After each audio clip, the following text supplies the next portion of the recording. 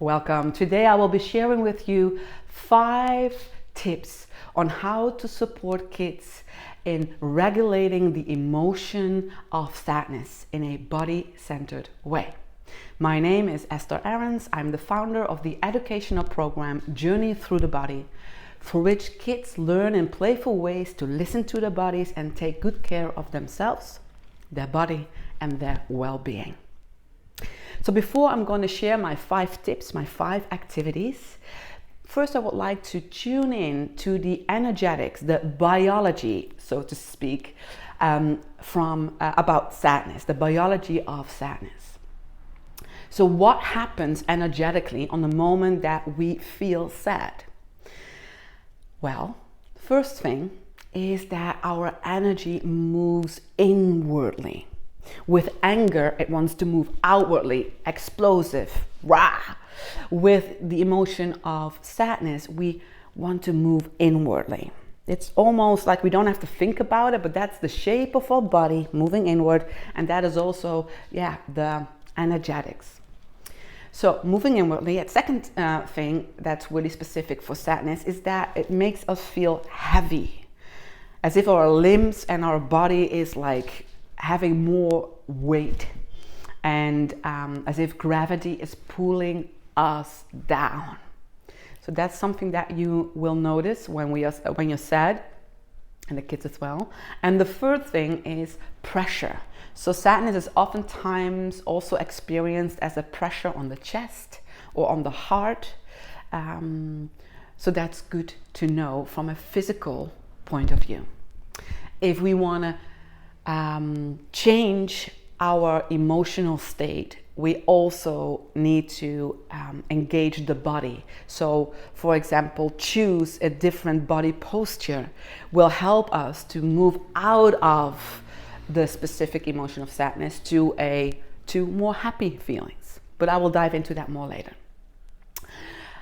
The other thing that I would like to say as a general thing relating to emotions and when we are working with kids is that, first of all, it's very important to teach kids that every emotion is welcome. Every emotion has a message for us if we dare to listen to it and embrace it just as it is. So let every emotion be there, use your non-judgmental presence and teach kids to be non-judgmental as well, really welcoming and embracing every emotion there is. And emotion comes from the Latin word emovere, meaning motion. And to be more specific, motion moving outwardly, moving out. So it's important if we are working with emotions, it's to put them into motion. So, but to express them. By expressing them, it gets into motion. By rejecting them or having resistance towards them, we set them, we contract them, the body holds it. So it's contracted and it sits somewhere stuck in our body. So movement, expression, if it's tears, if it's yelling, is essential to create a different sense and a different emotion feeling in our awareness. So that being said, let's go to the 5 tips. Tip 1 is this one. Flow is how I will call it. So the first exercise is let the child lay down on the floor, on the ground, on the grass, wherever the child is, and let it choose a very comfortable position. And then on the moment that the child is laying down, let it place one hand on the belly, one hand on the heart. Close the eyes and then invite the child to breathe. Deeply breathing in and out. And let the child imagine that the belly is a balloon expanding on the moment that it inhales, feeling the pressure against the hand, and deflating, releasing on the moment that the child exhales. And repeat this 8 times, 10 times, just letting the breath flow and any emotion that comes, flow.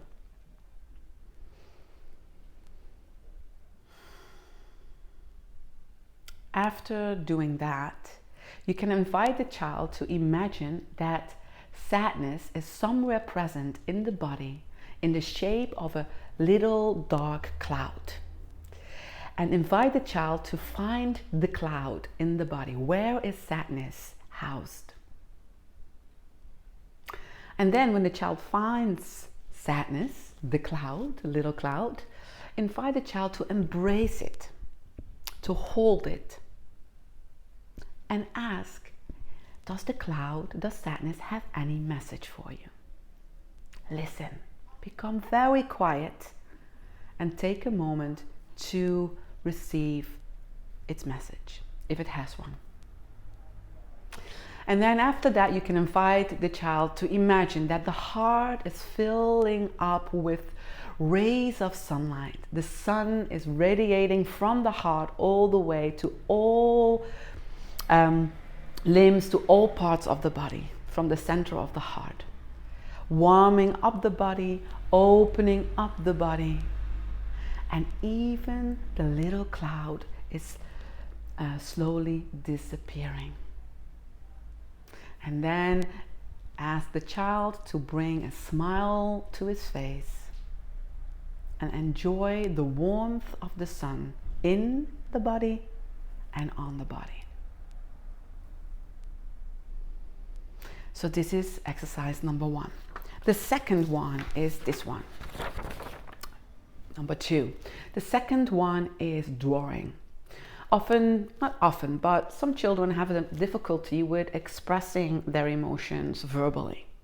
And at that moment, it's beautiful to invite kids to make a drawing.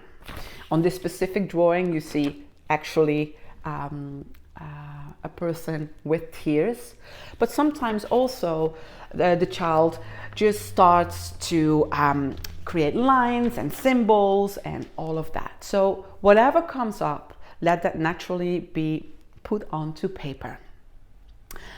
And a second thing that you could do after that, after the drawing is finished, is perhaps put it on a wall, put on some music, and then move the lines, the shapes, the symbols that the child sees on his drawing and bring the drawing into motion. So that is exercise number 2. Then, and just one more note, what's also beautiful sometimes, if the child has drawn the drawing, then afterwards maybe there is more openness to have a talk about it. So you can always then go back and see if there is now more openness.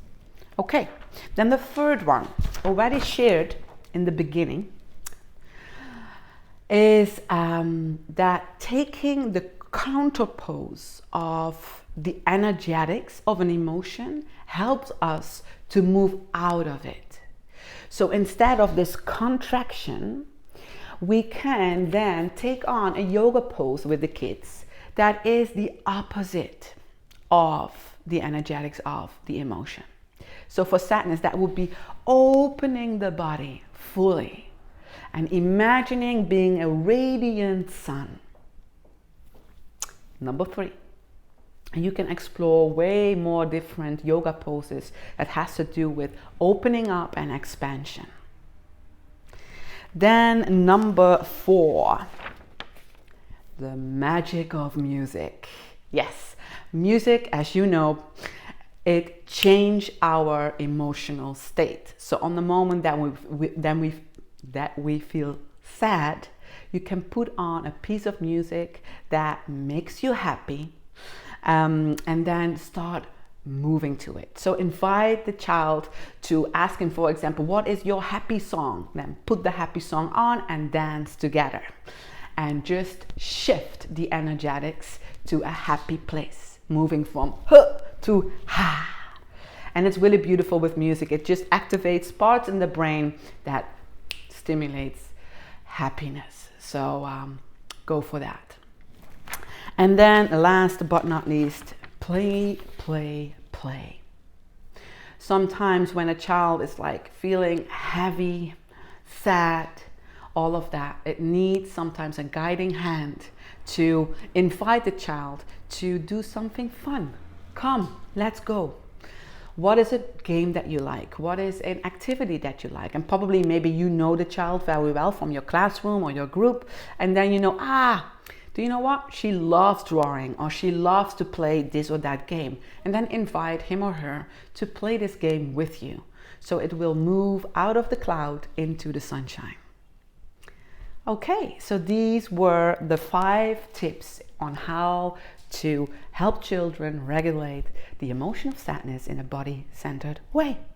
I hope it was inspiring to you, and I'm looking forward to seeing you next time. Have a wonderful day. Much love.